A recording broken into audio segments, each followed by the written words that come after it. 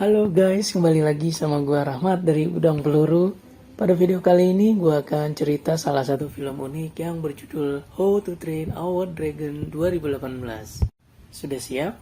Oke, kita lanjut ya. Di awal film kita diperlihatkan kepada seorang laki-laki yang bernama Bruno. Bruno ini adalah seorang anak berusia 6 tahun yang kebetulan sangat-sangat jatuh cinta dengan teman sekelasnya. Suatu hari ia sengaja memberikan wanita idamannya sebuah surat nikah. Bruno memintanya untuk menandatangani surat tersebut agar mereka segera menikah. Sayangnya, gadis itu menolak dan berujung Bruno sengaja menawarkan lagi 2 buah tiket bioskop sebagai bentuk permohonan. Alhasil, perempuan itu pun langsung menandatangani surat tersebut. Tapi ternyata kedua tiket itu akan ia gunakan untuk pergi berkencan dengan laki-laki lain. Sebagai informasi, Bruno ini memiliki 5 orang kakak perempuan yang terlalu overprotective terhadap dirinya. Yang tentu saja setelah melihat adik itu patah hati, mereka berlima pun bersumpah untuk melindungi Bruno dari segala macam jenis perempuan.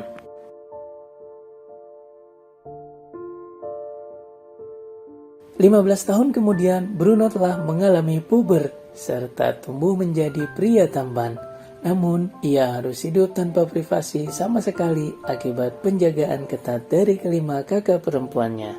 5 orang itu terdiri dari kakak termuda yang bernama Olive, kakak keempat bernama Venus, kakak ketiga bernama Clara yang bekerja sebagai hacker, kakak kedua bernama Nabila yang bekerja sebagai guru di sekolahnya Bruno, dan terakhir kakak pertama yang bernama Della.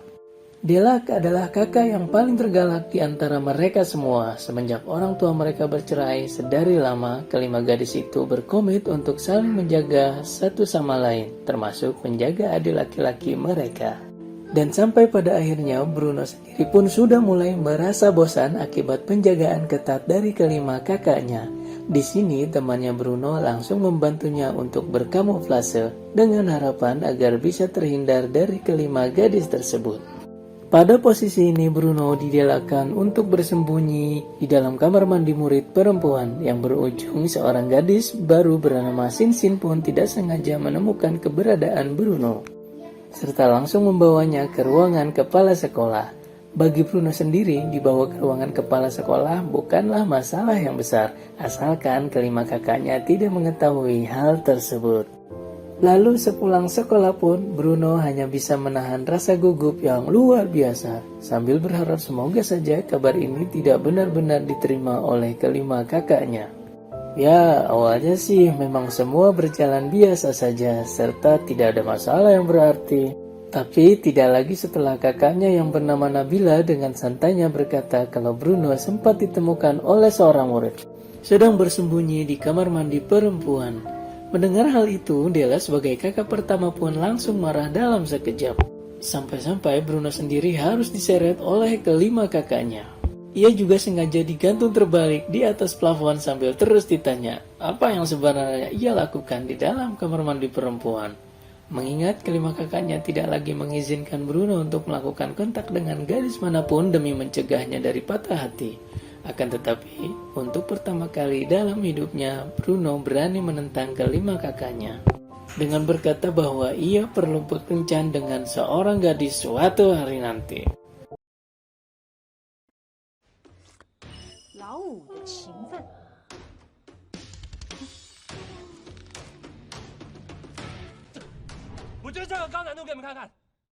Keesokan paginya, dengan sengaja Bruno pun langsung membuat sebuah papan iklan yang bertuliskan sedang membuka lowongan pacar sehidup semati.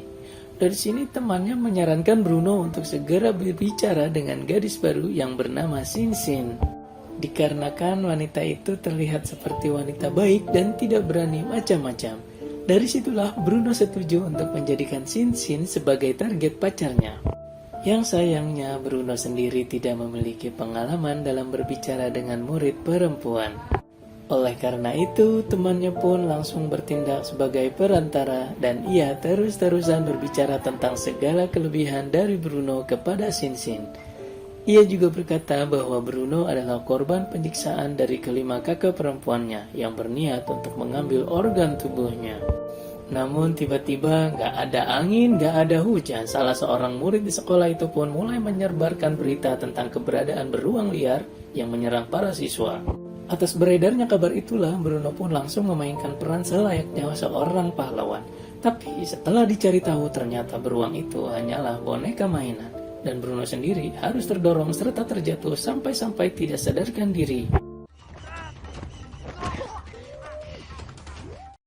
Ketika sadar, Bruno menyadari kalau ia sudahlah ditemani oleh Sinsin alias wanita pujaan sedari tadi. Ya, meskipun pada tahap ini sih sebenarnya Bruno menahan rasa malu, ya tapi apa boleh buat, kesempatan tidak akan datang untuk kedua kalinya. Lalu Venus dan Olive pun terlihat datang ke ruangan tersebut hanya untuk memarahi adiknya yang tidak bisa menjaga diri. Di sini memang langsung merasa tidak diterima dan dengan lantangnya ia mulai menyuruh Venus beserta Olive untuk keluar dari kamar tersebut. Mengejutkannya mengaku kalau ia adalah kekasih dari Bruno sendiri dan ia berhak untuk menjaganya sampai pulih.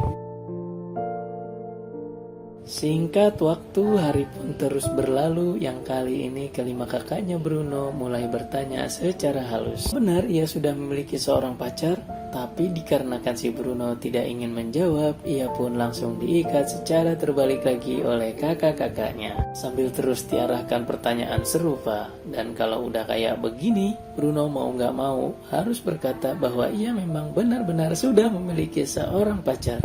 Dari situlah kakak-kakaknya pun langsung memutuskan untuk menilai kelayakan dari seorang Sinsin secara lebih lanjut. Apakah ia benar-benar perempuan yang baik bagi adiknya atau tidak. Keesokan harinya, Venus, Nabila, dan juga Olive sengaja datang ke sekolah hanya untuk menjalankan rencana mereka. Melihat adiknya itu sedang berjalan berduaan dengan Sinsin, Venus pun langsung menembakkan sebuah panah ke arah mereka, yang ternyata sudah diperkirakan oleh Bruno. Alhasil, mereka semua pun langsung berdiri saling berhadap-hadapan serta saling menantang satu sama lain.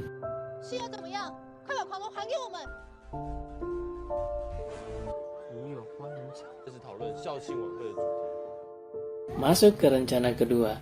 Kali ini, Olive sengaja untuk menyuruh semua pria tampan di sekolah agar mereka mendekati Sinsin. Dengan harapan semoga saja hal tersebut akan membuat hatinya Sinsin tergoyahkan pada saat itu juga.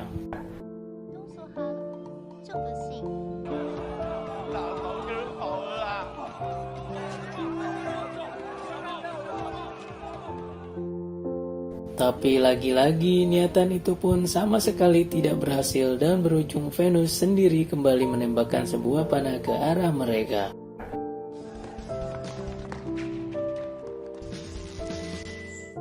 Sesusah itu semua, dengan santainya Bruno langsung mengajak Sinsin untuk menikmati es loli bersama-sama. Sedangkan situasi di rumah pun terlihat sebaliknya, dikarenakan Olive beserta Venus benar-benar gagal menjalankan rencana mereka, yang dimana kegagalan ini pun langsung memancing Clara untuk bertindak dengan komputernya. Ya, lebih tepatnya si Clara berinisiatif untuk menghancurkan reputasinya Sinsin sebagai wanita baik. Ia sengaja mengumpulkan seluruh rekaman CCTV yang ada di sekolah sambil terus membuat skenario kalau Sinsin adalah wanita yang mengerikan. Hanya saja rencana itu lagi-lagi tidak mampu berhasil setelah rumah mereka mengalami pemadaman listrik secara mendadak.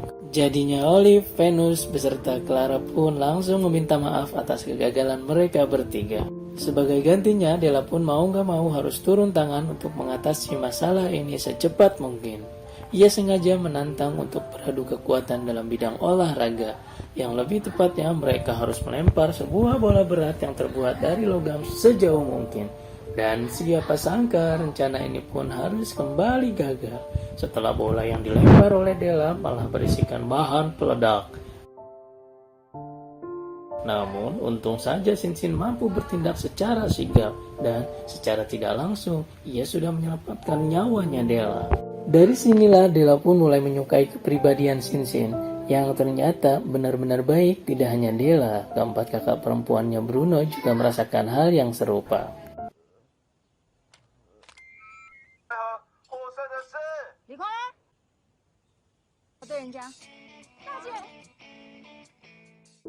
Ya, siapa yang pernah mengira untuk pertama kalinya hal ini benar-benar terjadi di kehidupannya Bruno. Dan ia sangat-sangat berterima kasih kepada Tuhan telah membawa Sinsin ke dalam hidupnya. Ketika mereka mengenal lebih banyak satu sama lain, mereka pun terlihat semakin saling menyukai.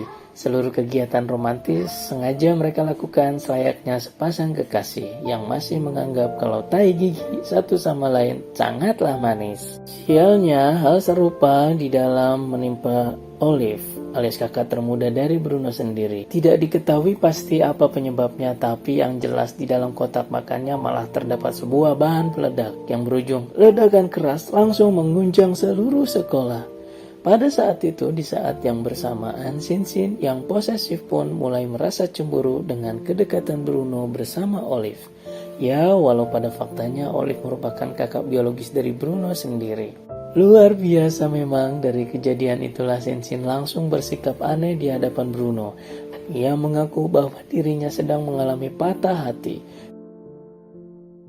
Tidak ingin tinggal diam, Bruno terus-terusan mencoba untuk berbicara dengan wanita pujaannya itu selama berulang kali.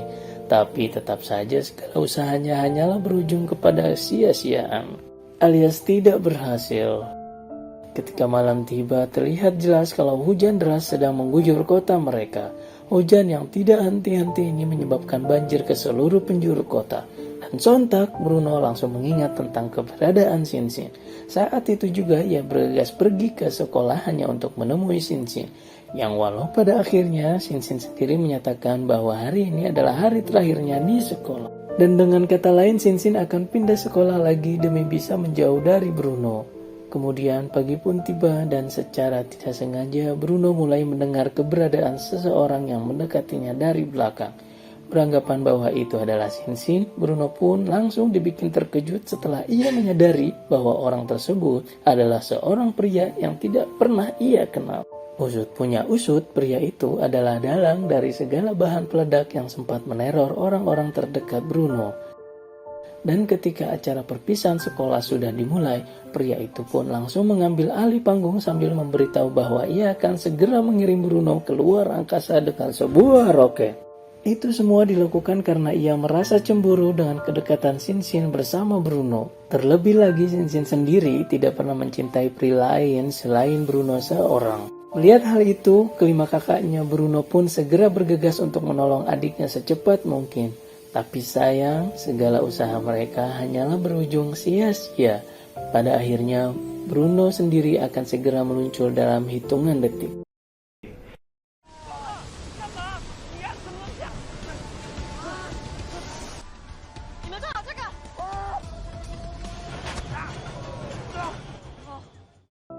Sebelum meluncur, Bruno mengaku kalau ia sangat-sangat mencintai Sinsin dan tidak akan ada wanita lain yang akan mengisi ruang hatinya. Kemudian roket yang terikat dengan Bruno pun langsung meluncur saat itu juga. Sampai-sampai Bruno sendiri harus mengalami kecelakaan akibat sebuah ledakan yang muncul secara tiba-tiba. Tapi entah bagaimana Bruno yang dianggap sudah meninggal pun ternyata tidak benar-benar meninggal. Melainkan ia hanya mengalami patah tangan. Dan bahkan keberadaannya masih mampu memberikan rasa emosi bagi kelima kakak perempuannya yang sudah sedari lama ingin menampol Bruno. Ya, sesungguhnya sih film ini merupakan film komedi ya, tapi cerita yang dibawa benar-benar unik dan semoga bisa menghibur kegabutan teman-teman semua. Oke deh guys, mungkin segini aja pembahasan alur cerita dari film How to Train Our Dragon 2018. Sampai ketemu lagi di video berikutnya. Rahmat cabut dulu. Bye-bye.